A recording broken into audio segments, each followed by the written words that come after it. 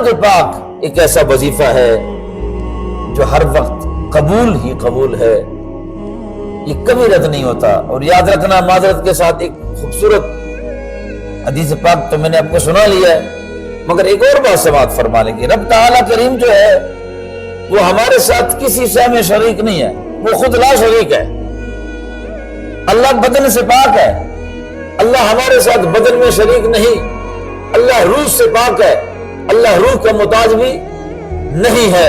ہمارا رب نہ بدن کا محتاج، نہ روح کا محتاج، نہ جسم کا محتاج، یعنی اللہ کریم ہمارے ساتھ نہ بدن میں شریک، نہ روح میں شریک، نہ جسم میں شریک، جو خود لا شریک ہے، جو بالکل لا شریک ہے، وہ ہمارے ساتھ کسی شے میں شریک نہیں ہے، مگر ایک شے میں وہ لا شریک ہمارے ساتھ شریک ہے۔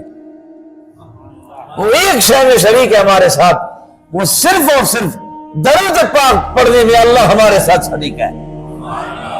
اللہ فرماتا، محبت میں اتنا فرما دیتا ہے، میرے محبوب پہ درود پاک پڑھتے رہو، تم میرے ہو اور میں تمہارا ہوں۔